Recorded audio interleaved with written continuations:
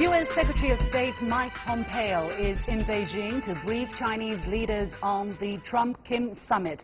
How much does America need Beijing's collaboration for the Korean deal?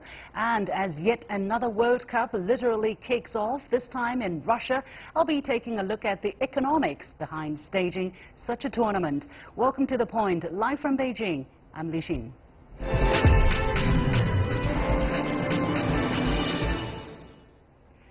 U.S. Secretary of State Mike Pompeo arrived in Beijing on Thursday for a one-day visit to brief Chinese leaders on the Trump-Kim summit in Singapore. During a press conference, Chinese State Councillor and Foreign Minister Wang Yi said the summit moved the peninsula's nuclear issue into the right track of peace and negotiation. He said it's in line with all parties, including the U.S. and China, as well as the hopes of the international community. Turning to U.S.-China relations, Wang Yi said cooperation far outweighs differences and competition between the world's two largest economies. His comments come as weeks of negotiations between Beijing and Washington show no signs of a breakthrough, with Trump due Friday to decide on whether to impose tariffs on billions of dollars worth of Chinese imports. Addressing the same crowd, U.S. Secretary of State Mike Pompeo warned that there are still risks that could derail efforts to bring peace to the Korean Peninsula. Pompeo said he appreciated everything done by China to prepare the ground for Tuesday's summit. So how much does Washington need Beijing's coordination and assistance in the follow-up steps to the agreement? Joining me from Washington, D.C. is Dr. Richard White, Senior Fellow and Director of the Center for Political Military Analysis at Hudson Institute, and in the Beijing studio, Fan Jishe, Senior Fellow and Director for Strategic Studies at the Chinese Academy of Social Sciences. Gentlemen, welcome to the show. Dr. White, let me go to you first. Now, tensions on the Korean Peninsula appear to have eased greatly since Wednesday's summit. But how much work needs to be done in getting all the interested parties on side? Apparently a lot. I mean, what has happened this time as opposed to the previous negotiations, which you had extensive meetings at lower level officials, an agreed document, etc., and then was just basically ratified by the senior officials, be it the Secretary of State or at the six-party talks level.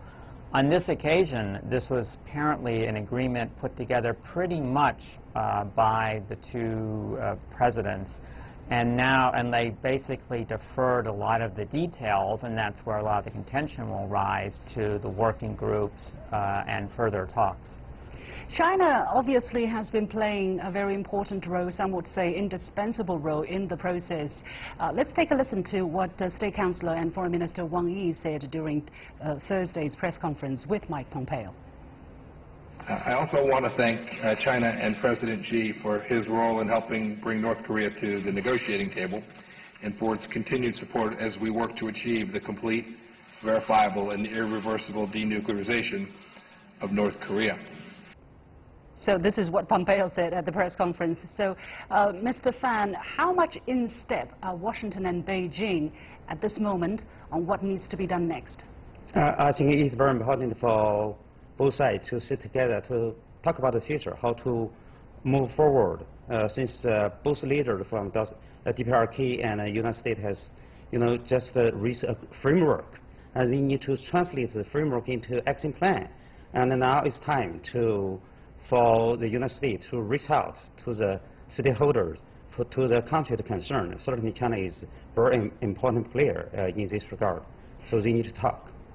Yeah, well, one thing, I guess the DPRK and the United States need to talk in the first place, especially right after the summit that was held in Singapore. Different kind of interpretations have emerged. According to the Korean Central News Agency, it was agreed during the meeting that American sanctions would be lifted against the DPRK, whereas what President Trump has said again, and what has been reported on the Western media, is that the sanctions would stay until the Korean Peninsula has been completely denuclearized. So, Dr. White, what is going on here? Is it misunderstanding, or have things gone already a little bit astray?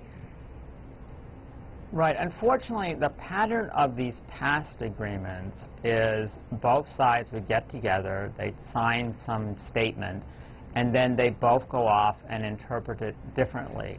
So what happens is a couple months later, the U.S. side will say, well, North Korea, you said you would do this, but you're doing that. And the North Koreans said, no, you said we would do that. We never said we would do that, and vice versa. The most recent example, I think, was about 8 years ago when there was an aid agreement on condition of not launching North Korean missiles, but then they launched what they said was a space rocket. So I think that's what we all fear, that as we go down the line, even though everyone agrees, and maybe in principle, on the end goal of denuclearization, integration of North Korea with the international community, and so on, the timetable, the sequencing is always very difficult. And we're already seeing this, as you said, between the different interpretations and statements made by the two governments. Mr. Fan, do you think these are different interpretations, or have they really agreed on something, but they forgot what they said, and right now, because it is not in the written agreement whether or not sanctions will be lifted before the denuclearization or during, or what's going to happen? So how do we know who is right, who is wrong? Well, as always, you know, they will read the same document in different ways, or they interpret what they have talked in the meeting in the different ways. So the devil is in detail. I'm not very sure what has been going on when the officials meet to prepare for the summit. But obviously now we can see that they are reading the same thing in a different way, and that's the very beginning of a big problem for the future. Are you worried about you know, this small point being blown out of proportion? Do you think it is a very significant point here, Mr. Fan? I believe so. I think, you know, anything not written in paper, not get it done in a very detailed way, will be a problem. It had been a big problem in the past, so it's likely it will be a problem for the future. Now, Mike Pompeo has expressed the hope that the denuclearization process can make significant progress by the end of Mr. Trump's first term in early 2021. That's in about 2.5 years. So, Dr. Weitz, is this wishful thinking, or is it a realistic timetable? Right. It depends on what your standard for denuclearization is. So in order to achieve the complete, verifiable, irreversible, so on verification, which has been the standard demands of the United States and its allies, people estimate that could take a decade or longer. But in terms of dismantling perhaps the existing arsenal, turning off a lot of the facilities and so on, that's possible to do in a couple of years. So it depends on what the requirements are to reach whatever they're going to define as denuclearization. Mm-hmm. Well, the word that was used is complete, right? Complete denuclearization. Actually, this has been the sticking point for a lot of people. Pompeo deflected criticism that the summit accord does not explicitly contain the term verifiable, irreversible, all of these adjectives that were considered essential to the requirement the DPRK should be put under. So Washington has described the so-called CVID as one of his red lines, and its omissions has raised many questions. Mr. Fan, is this another example of Trump's team having to clear up ambiguities created by the president himself, or as Pompeo has brushed aside during his visit to the ROK, the meaning of the complete denuclearization has included all the other adjectives? Well, this may not be a big problem. I think, you know, at the very beginning, the two leaders meet and talk and reach a very brief statement, just 2 pages. And later on, they need to translate the framework into action plan. So CVID was not put in that document. That does not matter that much. It will leave that question for the officials to for the following on negotiation. It's a term to be defined by both sides. Mm-hmm. So let's wait and see. Yeah. Well, Mike Pompeo slammed a question also by a reporter about how verification could be achieved on the ground as insulting and ridiculous. Dr. Weitz, could you explain to us why he's getting a little bit touchy on this subject? It may be, well, apparently it could be just the lack of sleep and all the travel and talking he's doing. But you're right, he seemed kind of upset about that issue. And his argument is, well, look, President Trump has said these are the demands. These have been saying that for months. If it's not in the paper, it's understood. But you're right, some analysts here worry if it's not explicitly agreed to in some kind of written statement, then we're going to, again, get those problems later on where the North Koreans will say, well, you said we would do this, but look, we never signed that. And that's why we keep on asking the administration what was if there's anything else that they agreed to that maybe isn't in that document, right. And why the Secretary of State wants to maybe push this aside until they complete these talks. And Mr. Fan, what is your take on this? Do you think there was something else that were talked about and possibly even agreed upon during the summit that is not known to us? I believe other than the two-page joint statement, there must be something agreed upon by both sides in the past direct and secret talks. As we all know, Secretary Pompeo visited Pyongyang twice and met Chairman Kim Jong-un.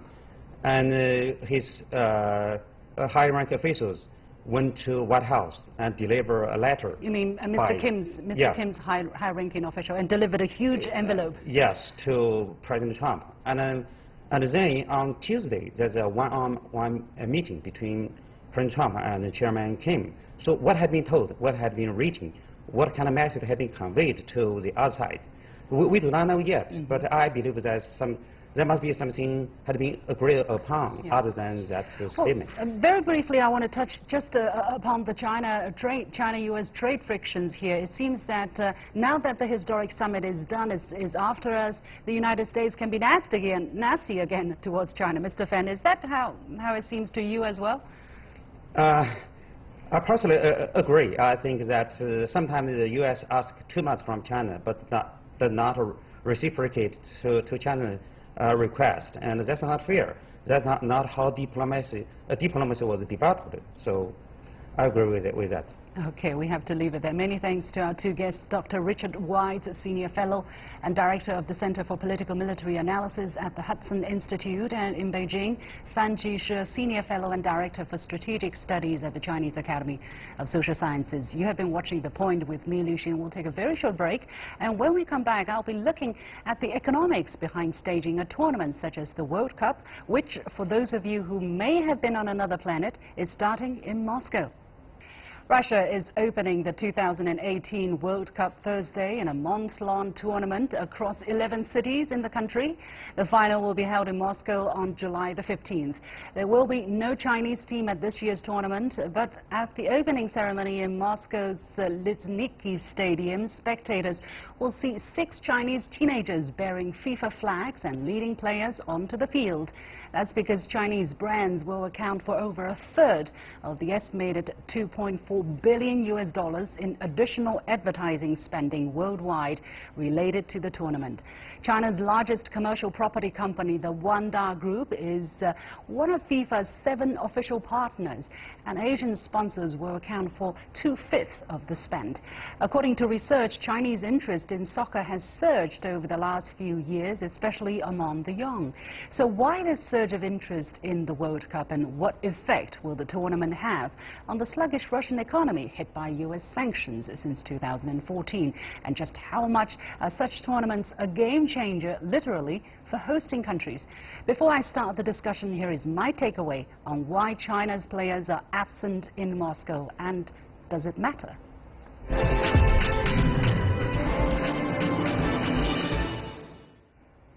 So it's that once every 4 years moment again. Football is the word of the day, or rather the word of the month. To the chagrin of hundreds of millions of Chinese fans, the pain, however, is almost as acute as the excitement.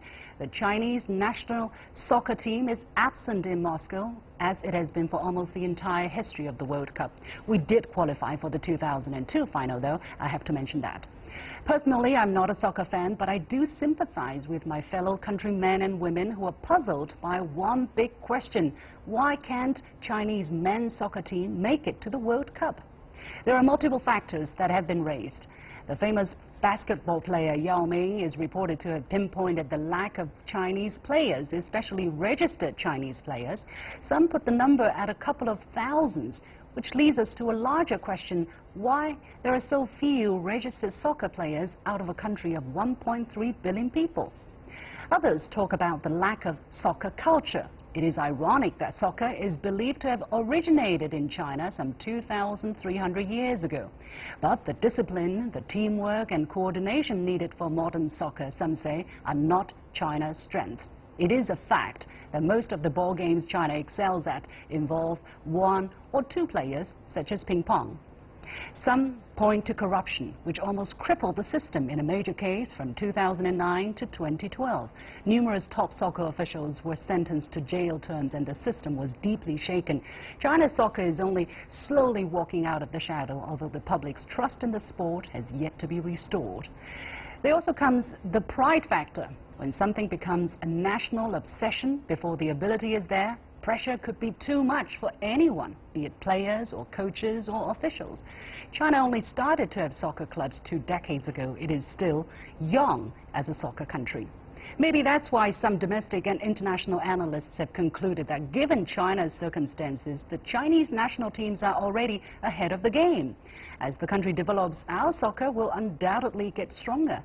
Chinese President Xi Jinping is an ardent sports fan. Hopefully that would inspire more young people to play soccer or practice other sports. So as this World Cup season kicks off, I'm happy for those who love the game. I won't be sad that our team is not there. That's the way it is for now. Just enjoy the games.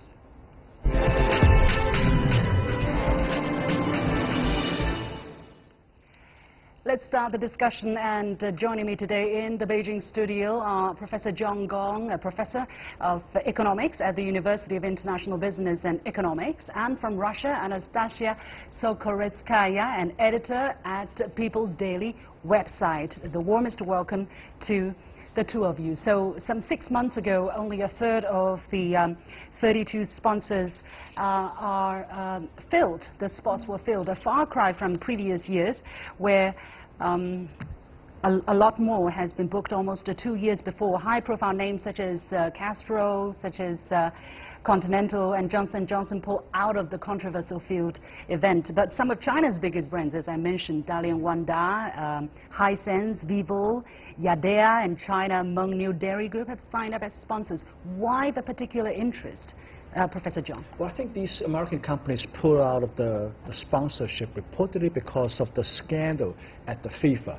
I doubt very much, and that has a lot to do with that. I think overall, the sponsoring of these games is becoming more and more expensive, and whether soccer has such a big audience in the United States, it probably is in question. Given the very high price they have to pay for this. So I think overall, I think it's really economics driving this.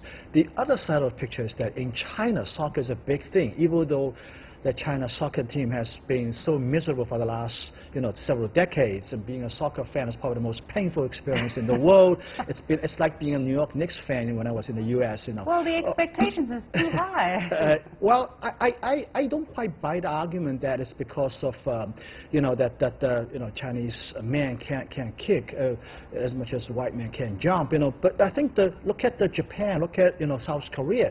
They've been doing so well in soccer. So I think there got to be some other reasons why this country can't produce 11 excellent men and send them into I think it's not just, it's a combination, it's a myriad of factors. Institutional factors as right. well, I think. And economic level of economic development and the base of football players, right? So many factors put together.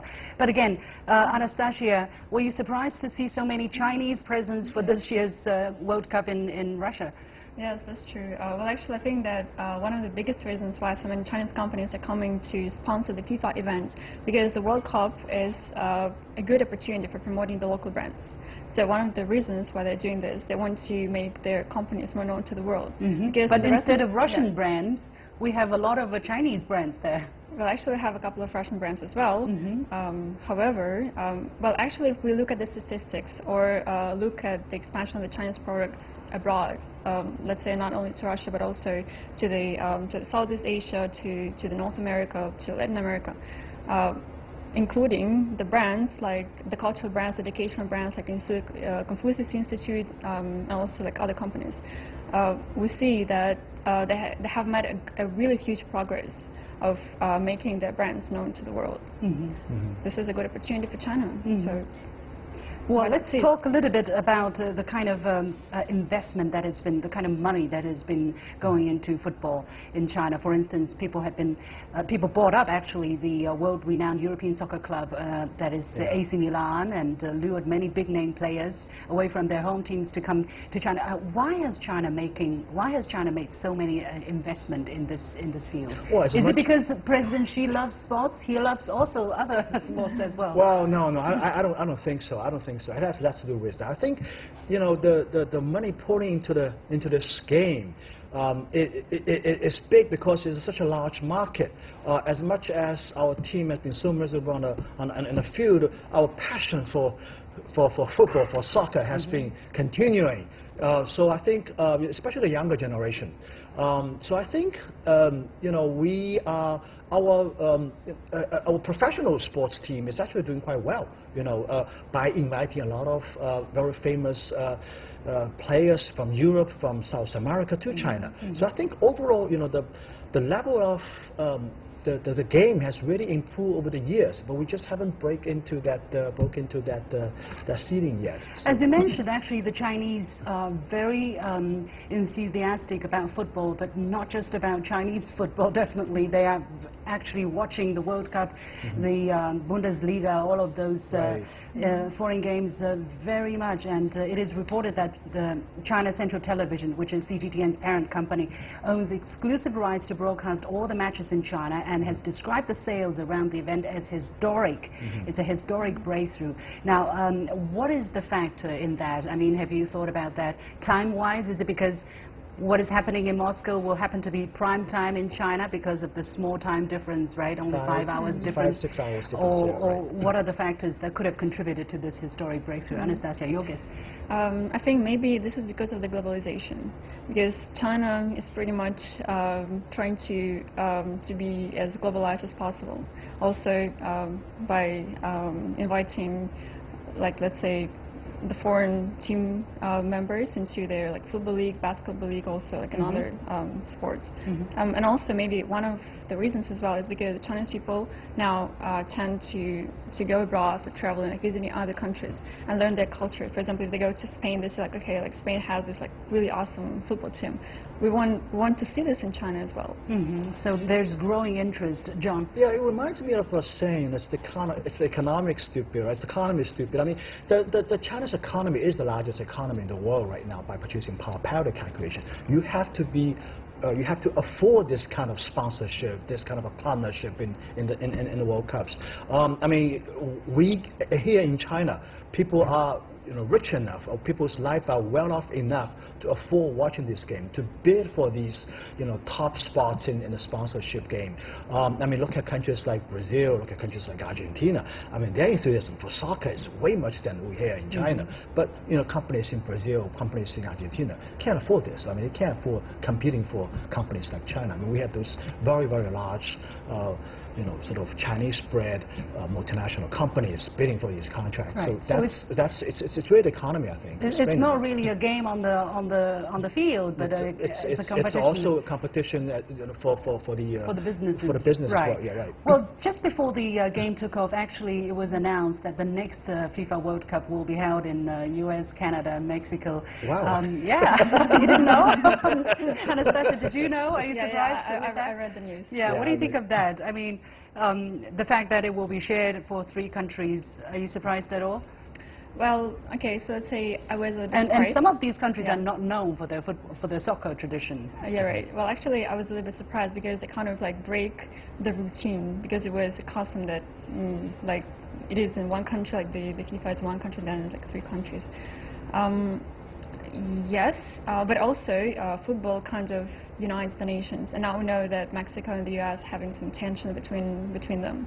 So maybe 2026, hopefully by then the wall would have already been built. Well, I want to talk about the tension between Canada and the U.S. You know, well, I hope there's a special place for Prime Minister from Canada. When they jointly bid for this for the World Cup, I don't think President Trump was there yet. Anyway, but what could have been the consideration behind these three countries going for this bid? I mean, what is it? Well, I think Mexico is, you know, it has a soccer quite popular. I think FIFA's decision to do this has something to do with trying to promote this game in North America, especially in Canada and the United States. U.S. has three sports as we know it. You know, there's a term called football. It's totally different from the football we're talking about, and also baseball and also basketball. So I think among the younger people, kids at high schools, they play soccer a lot. So I think they're trying to elevate the status of their sports in these two countries, in Canada and the United States.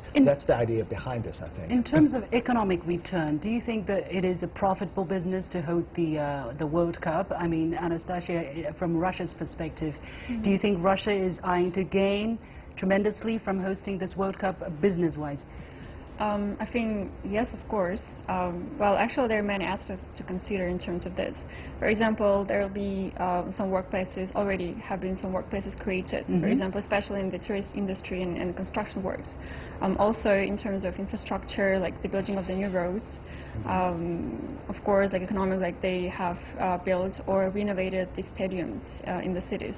And there are hopes actually that after the FIFA is over in Russia, the stadiums will be reused by the younger generation to train new football teams. John, what kind of effect will such games have on the economy? Is it short-term, longer-term? Well, in economics, there's something called Olympics effect. I guess in this time, you know, we're talking about the World Cup effect. Which is bigger? Well, I think Olympics is bigger. Usually, there's a little bit of a boost of the economy right after the game, but it's a temporary shock. But over the long run, it sort of tapers off. But I think the idea of reusing these sports facilities for the general public is actually a very good idea. I think the Beijing Olympics here in China provides a very good example, and I wish every good success for Moscow for hosting this World Cup. Right. Me too, me too. Well, we've got to go home and watch some games tonight, yes, even if I'm not a big fan. Many thanks to my two guests, John Gong, Professor of Economics at the University of International Business and Economics, and from Russia, Anastasia Sokolitskaya, an editor at People's Daily website. And that is it for this edition of The Point with me, Li Xin. As always, you can follow me on Facebook and Twitter using the handle The Point with Alex. Download the application called CGTN to watch the show on your mobile devices, or go to YouTube and look for CGTN The Point. Thanks for watching. You've got The Point.